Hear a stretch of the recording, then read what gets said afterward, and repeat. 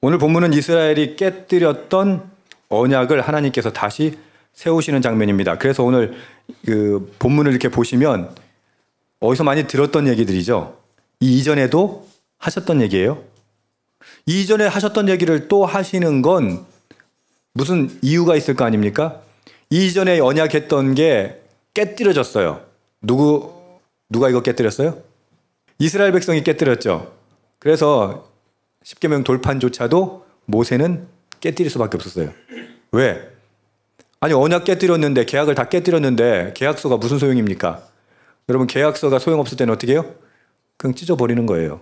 그렇게 언약이 깨졌는데 하나님께서 다시 이스라엘 백성들에게 언약을 세워주십니다. 할렐루야. 우린 자주 넘어지죠. 실패하죠. 신앙생활 잘해야지. 그래도 지난 일주일간 어떠셨어요? 말씀대로 사셨어요? 또 힘들어졌죠. 실패하고 넘어졌다고 그것으로 끝이 아니라는 게 우리의 소망입니다. 할렐루야. 여러분, 우리에게 왜 소망인 줄 아세요? 우리가 행하는 대로 구원하시면 우리는 가망이 없어요. 근데 실패해도 넘어져도 하나님이 또 기회를 주시는 거죠. 여호와라 하는 하나님의 이름 때문에 그렇게 하세요. 자비롭고 은혜롭고 노하기를 더디하시고 인자와 진실이 많으시다라는 하나님의 성품의 근거에서 언약을 새로 세우시는 겁니다. 자, 이제 이스라엘은 다시 회복될 기회를 얻었습니다. 할렐루야. 우리에게도 회복될 기회를 주십니다. 아멘. 이제 실패했던 이스라엘은 무엇을 해야 할까요? 하나님께서 다시 언약을 세워주시는데 뭘 해야 될까요? 우리도 마찬가지예요. 실패하고 또 죄를 짓지만 하나님께서 다시 언약 세워주신다면 우리는 뭘 해야 하는가? 이것이 오늘 본문의 내용입니다. 우리 10절 먼저 함께 읽겠습니다. 시작.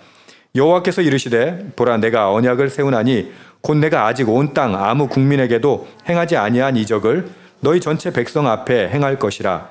내가 머무는 나라 백성이 다 여호와의 행하심을 보리니 내가 너를 위하여 행할 일이 두려운 것임이라. 하나님께서 언약을 다시 세우시겠다고 말씀하십니다. 그 언약의 내용은 뭐예요? 그 어떤 나라와 민족에게도 행하지 않으신 이적. 오늘 말씀의 제목이 아무에게도 행하지 않으신 이적, 그것을 행할 것이다 라는 게 제목인데 이게 핵심이에요. 하나님께서 아무에게도 행하지 않은 이적을 우리에게 행하실 것이다 라고 말씀하십니다.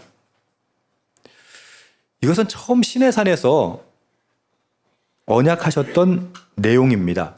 그러나 이스라엘은 그것을 깨뜨렸죠. 이제 하나님은 다시 이스라엘에게 기회를 주시는 거예요. 우리들에게도 기회를 주십니다. 이스라엘 백성들을 열방을 위한 제사장 나라로 거룩한 백성으로 삼겠다 하셨던 그 언약을 다시 세우시는 겁니다. 이 계획을 다시 한번 확인하고 이루어 가시겠다는 하나님의 강력한 의지를 지금 보이는 거예요. 그러다 보니까 여러분들이 이 말씀을 들으면 했던 말 또 하는 것 같으니까 뭐 그렇게 감흥이 없어 보여요. 아니에요. 우리에게 기회가 다시 주어진 거예요. 여러분 한번 옆에 사람 보세요. 이 사람한테 기회를 줘야 되나 말아야 되나? 그냥 생각하면 기회를 주고 싶지 않죠. 근데 하나님 어떻게 하신다? 다시 기회를 주시는 겁니다. 하나님께서 이스라엘 백성을 위하여 두려운 일을 행하실 것이다 라고 약속했어요. 그럼 도대체 그 두려운 일은 무엇인가? 그것이 11절입니다. 함께 읽읍시다. 너는 내가 오늘 내게 명령하는 것을 삼가 지키라. 보라, 내가 내 앞에서 아모리 사람과 가나안 사람과 헷 사람과 브리스 사람과 히위 사람과 여부수 사람을 쫓아내리니.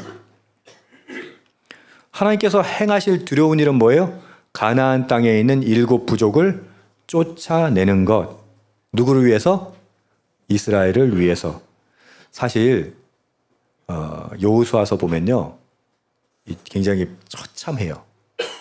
굉장히 무서워요. 멸절하라는 명령을 내리세요. 그게 두려운 일이죠. 그럼에도 불구하고 하나님은 이스라엘을 위해서 이 일을 반드시 행하시겠다라고 합니다. 호렙산에서부터 처음 만났을 때 하셨던 말씀을 반드시 성취하시겠다라고 하십니다. 하나님은 우리는 약속을 잊어버리고 약속을 깨버리지만 하나님 잊지 않으세요. 그리고 하나님 반드시 책임지세요. 끝까지 책임지시고 인도하세요. 그걸 지금 확증해 주시고 계시는 겁니다. 여러분, 하나님의 능력을 믿으십니까? 하나님은 능력의 하나님이십니다. 전능하십니다. 믿으십니까? 그걸 믿는 사람은 하나님 따라가는 거고 하나님께서 인도하시는 거예요. 그거 안 믿고 교회만 들락날락 하는 사람은 어떻게 해요? 그 교회 들어왔을 땐 상관없는데 교회 딱 나가면 어떻게 해요? 세상의 방법으로 살죠. 하나님이 인도하신 대로 살지 않는 거죠. 여러분, 하나님은 저와 여러분을 위해서 오늘 본문에 말씀하신 것처럼 두려운 일을 행하시는 분이에요. 이걸 믿는 거, 그게 진짜 믿음이에요. 실패와 좌절을 경험하고 있더라도 하나님을 신뢰하는 사람은 끝까지 책임지십니다. 승리케 하십니다. 왜요? 하나님이 놀라운 이적을 행하실 것이기 때문입니다. 예, 하나님은 놀라운 이적을 행하시는 분이에요. 여러분, 저는 그 하나님을 매일 경험했으면 좋겠어요. 하나님께서 주시는 그런 놀라운 은혜를 경험한 사람은 더 하나님의 인도에 의지할 수 있죠. 근데 그냥 종교생활 하는 사람은 어때요? 그냥 왔다 갔다 하는 거예요. 그렇게 종교생활 왔다 갔다 하는 사람들의 특징이 뭘까요? 내가 목표하는 바가 있었어. 근데 그게 좌절됐어. 또다시 도전했는데 좌절되고 그게 계속 반복되면 교회만 오락가락 하는 사람들은 어떤 줄 아세요? 뭐 이 쌍 이런 게 다 있어. 이러고 어떻게 해요? 하나님 떠나요. 하나님 떠나요. 근데 하나님의 인도를 제대로 믿는 사람들은 어떻게 해요? 아, 이 길이 하나님 원하시는 길이 아니구나. 그리고 어떻게 해요? 하나님 원하시는 길로 가요. 그래서 목회하다 보면 믿는 사람들이라고 하는 사람들 딱 두 개로 나눠요. 말씀대로 변화돼서 본인의 계획보다 더 큰 꿈을 이루는 사람. 할렐루야. 근데 어떤 사람은 어떻게 해요? 자기가 원하는 거 안 이루어졌다고 하나님을 떠나는 사람. 저와 여러분은 어떤 부류에 속합니까? 하나님 능력 있으세요. 기적을 베푸세요. 그럼 어떻게 해야 돼요? 끝까지 믿고 따라가야 하는 것이죠. 하나님이 기적을 행하신다, 이적을 행하신다. 여러분 반드시 믿어야 합니다. 반드시 믿으세요. 지금 언약갱신 왜 해요? 그거 믿으라고 하는 거예요. 오늘 왜 여러분들에게 또 똑같은 말을 반복하는 것처럼 보여요? 그거 믿으라고. 그러면 하나님께서 우리 삶 가운데 이적을 행하신다고 그걸 믿는 거예요. 근데 문제가 있어요. 이 이야기를 계속 듣다 보면 그러니까 이 이야기의 이 약속의 맥락을 이해하지 못하는 사람들이 있어요. 말씀을 여러분 우리가 제대로 봐야 하는 이유가 여기 있는데요. 하나님은 반드시 약속을 지키신다 안 지키신다? 지키십니다. 그래서 약속을 promise라고 안 그러고요. covenant라고 해요. 그 약속은 뭐냐면 반드시 지켜지는 약속이에요. 믿으십니까? 하나님의 약속하신 거요. 반드시 지키세요. 그래서 covenant라고 해요. 약속, 언약, 우리말로. 언약이라고 부르는데 문제는 이거예요. 하나님 언약하셨으니까 내가 뭘 하든지 하나님이 다 행하실 것이다 라고 믿는 게 믿음입니까? 아니에요. 그냥 뭐 다 내버려 두고 아이고 하나님이 언약하셨으니까 이루어 주실 거야. 그런 착각을 한다는 거예요. 그러니까 넋놓고 기다리는 거죠. 뭐 감나무 아래서 뭐 한다고? 감 떨어지기만 입 벌리고 기다리고 있는 거하고 똑같은 거예요. 아닙니다. 언약은 약속이라고 했어요. 약속은 당사자가 있어야 될 거 아니에요. 그죠? 그럼 당사자 간에 한 사람만 지켜야 돼요? 부부 관계에서 한 사람만 사랑하면 돼요? 한 사람 맨날 바람 피우고 그래도 돼요? 안 되죠. 그 이야기가 바로 이 뒤에 나와요. 하나님은 이스라엘도 약속을 지켜야 한다고 지금 말씀하시는 겁니다. 그랬을 때 하나님께서 아무에게도 행하지 않은 이적을 행하실 것이다 라고 말씀하시는 거예요. 결국 이스라엘도 지켜야 할 게 있다 없다? 있다는 거예요. 그럼 이스라엘은 뭘 지켜야 돼요? 하나님은 언약, 약속하신 거 이적을 행하시겠다. 가나안 땅에 들어가서 다 물리치고 니들이 상상할 수 없는 그런 행복을, 그런 축복을 주겠다. 그건 하나님께서 하실 일인데 그럼 이스라엘이 해야 할 일이 무엇인가가 12절, 14절까지 함께 읽겠습니다. 시작. 너는 스스로 삼가 내가 들어간 땅 주민과 언약을 세우지 말라. 그것이 너희에게 올무가 될까 하노라. 너희는 도리어 그들의 제단을 헐고 그들의 주상을 깨뜨리고 그들의 아세라상을 찍을지어다. 너는 다른 신에게 절하지 말라. 여호와는 질투라. 이름하는 질투의 하나님이시니라. 이스라엘이 반드시 지켜야 할 것 뭐라고 합니까? 스스로 삼가 지켜야 할 것, 가나안 주민과 어울리지 마라. 동맹을 맺지 말라. 우상 섬기지 말라. 이런 겁니다. 예, 어떤 경우에도 이스라엘은 그곳 주민들과 언약을 맺어서는 안 됩니다. 왜 안 돼요? 언약은 누구하고 맺었으니까? 하나님하고 맺었으니까. 만약 그들과 언약을 맺으면 그들은 재앙을 당할 거예요.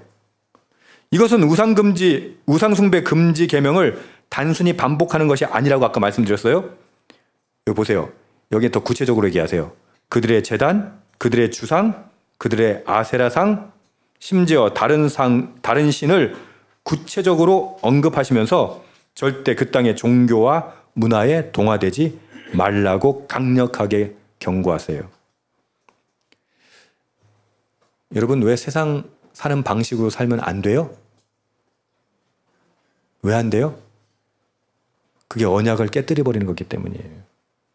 이것이 얼마나 중요한지 하나님은 당신이 질투의 하나님이라고 말씀하세요. 어떤 하나님? 질투의 하나님.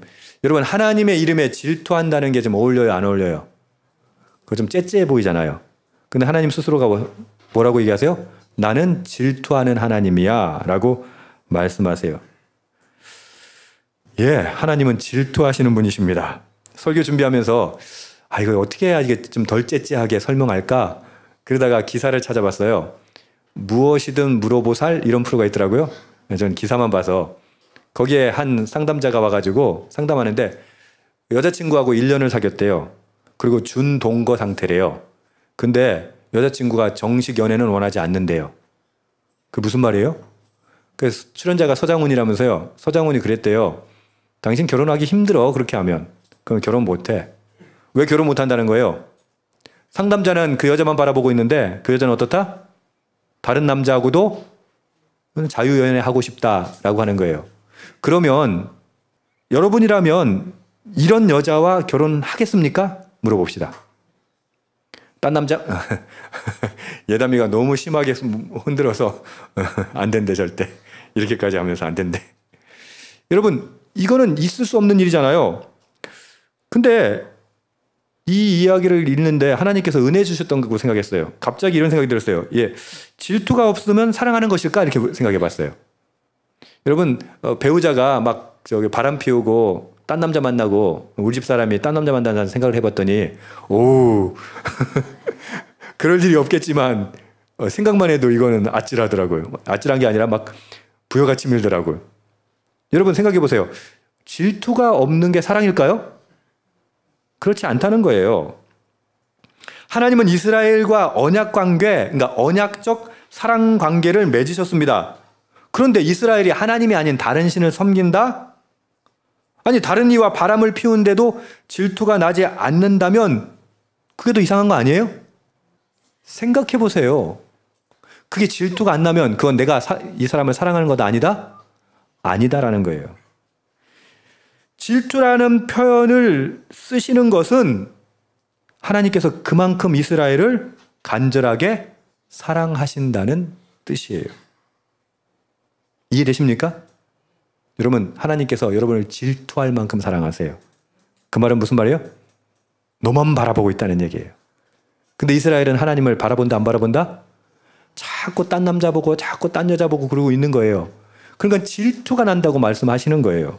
우리 15절부터 17절도 함께 읽읍시다. 시작. 너는 삼가 그 땅의 주민과 언약을 세우지 말지니 이는 그들의 모든 신을 음란하게 섬기며 그들의 신들에게 제물을 드리고 너를 청하면 내가 그 제물을 먹을까 함이며 또 내가 그들의 딸들을 내 아들들의 아내로 삼음으로 그들의 딸들이 그들의 신들을 음란하게 섬기며 내 아들들에게 그들의 신들을 음란하게 섬기게 할까 함이라. 너는 신상들을 부어 만들지 말지니라. 아멘. 가나안 주민하고 언약 체결하지 마라고 말씀하시는 정도가 아니라 뭐라고 말씀하세요? 종교적 제의 참여도 하지 마. 그 다음에 이 시대에 잘 이해 안 되는 거. 가나안 족속의 자녀들과 결혼도 시키지 마. 저는 어렸을 때 이 말씀이 도무지 이해가 안 됐어요. 어른들이 항상 그러셨거든요. 믿지 않는 사람하고 결혼하지 마라. 저는 그런 생각했어요. 어렸을 때. 그럼 누구하고 결혼해? 뭐 믿는 사람 얼마나 된다고. 그리고 안 믿는 사람이 더 예뻐. 더 매력적이야. 어떻게 결혼을 안 해? 라고 생각을 했었어요. 여러분, 왜 이렇게 거부감이 들 만한 말씀까지 우리에게 하십니까?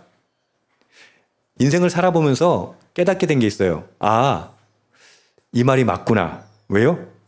젊은이들은 아무래도 옳고 그름보다 마음이 끌리는데 더 발이 가게 돼 있어요.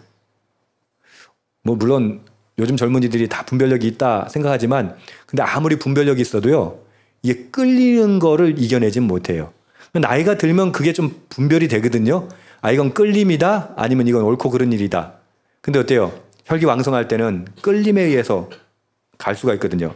이스라엘 젊은이들이 가나안 문화와 종교에 조금이라도 물들게 된다면 그 결혼이 됐든 아니면 가나안 사람들과의 관계에서 생긴 것이든 조금이라도 그쪽으로 끌려가게 된다면 결과적으로 어떤 문제가 발생한다?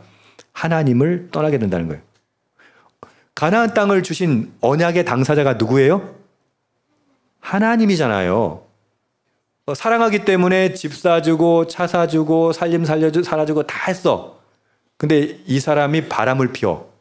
그럼 어떻게 해야 돼? 아, 그러면 너 다 가져가 이래요? 아니요. 화가 나서 어떻게 해요? 몽땅 다 뺏어야죠. 여러분 심정 똑같잖아요. 가나안 땅을 누가 주셨어요? 하나님이. 근데 바람은 누구랑 펴? 전혀 다른 사람하고 바람 피우면 그 말이 돼요? 다른 신하고 다른 신에 붙어가지고 그러면 돼요? 안 돼요? 거기다가 가나안 신들의 특징은 뭐예요? 음란한 신들이거든요. 그들의 제사들 가운데는 성행위가 그 안에 들어가고 그런 말도 안 되는 짓을 하는 것을 하나님 지켜보실 수 있겠습니까? 불가능하다는 거죠. 물론 이렇게 얘기하면 아유 목사님 그렇게 시대에 뒤떨어지는 그런 소리 하지 마십시오 라고 할지 모르겠는데 여러분 실패하고 후회하는 것보다 아예 안 하는 게 훨씬 현명합니다. 여러분들 현명하기를 축복합니다. 지혜 있기를 축복합니다. 왜 이런 말씀 하신다고요? 하나님은 이스라엘과 영원히 사랑하고 싶으신 거예요. 영원히 함께 하시기를 원하시는 거예요. 다시는 이 하나님의 언약이 깨지기를 원치 않으시기 때문입니다. 우리 18절부터 22절도 함께 읽읍시다. 시작. 너는 무교절을 지키되 내가 내게 명령한 대로 아비벌 그 절기에 이래 동안 무교병을 먹으라. 이는 내가 아비벌의 애굽에서 나왔음이니라. 모든 첫 태생은 다 내 것이며 내 가축의 모든 처음 난 수컷 소와 양도 다 그러하며 나귀의 첫 새끼는 어린 양으로 대속할 것이요 그렇게 하지 아니하려면 그 목을 꺾을 것이며 내 아들 중 장자는 다 대속할지며 빈손으로 내 얼굴을 보지 말지니라.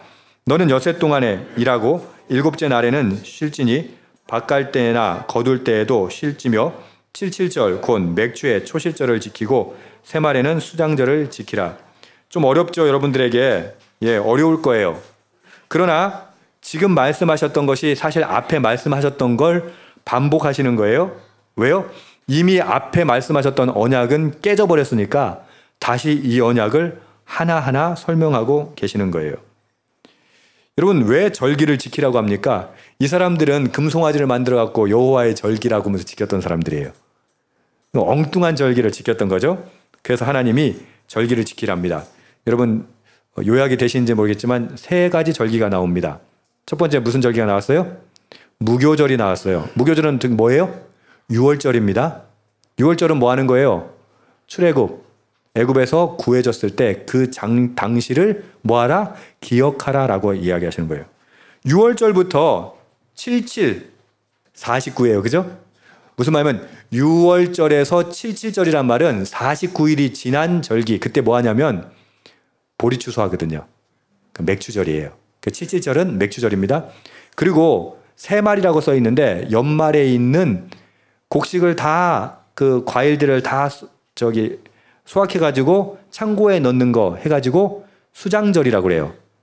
그러니까 지금 세 개 절기가 나와요. 6월절과 77절, 그 다음에 수장절. 다 뭐 하는 거예요? 은혜를 기억하라. 그게 하나님께서 절기를 지키라라고 말씀하시는 거예요. 여러분 절기 왜 지켜야 되는 줄 아세요? 따라합시다. 기억하라. 우린 기억하지 않으면요 금세 잊어버려요. 우리 주일날 예배 꼬박꼬박 나오는 거 어떨 때는 쉽지 않아요. 번거로워요. 근데 왜 자꾸 예배 나와야 돼요? 방금 말씀드렸잖아요. 기억하기 위해서. 뭘 기억해? 하나님의 은혜를 기억하기 위해서. 이스라엘은 이 세절기와 안식일을 철저하게 지켜야 했습니다. 안식일 어떻게 지키라고 했어요 방금? 밭을 갈 때나 거둘 때에도 쉬라고 했어요. 지금 밭 갈아야 돼. 아니면 거둬야 돼. 근데도 안식일 어떻게 해라? 쉬어라. 이거 왜 이렇게 할까요? 애먹이려고? 괴롭히려고? 아니에요. 하나님의 은혜를 기억하게 하려고 하는 거예요. 23절에 보면 모든 남자는 매년 3번씩 여호와 앞에 보이라고 해요. 그 3번이 뭐예요? 방금 했잖아요. 6월절, 77절, 수장절. 자, 생각해 보세요. 예루살렘에 와가지고 성전에 얼굴을 보여야 돼요. 그러면 저 갈릴리 위쪽에 있는 경우는 100몇십 킬로나 되는데 걸어서 가야 되잖아. 그럼 며칠 써야 돼요? 도대체.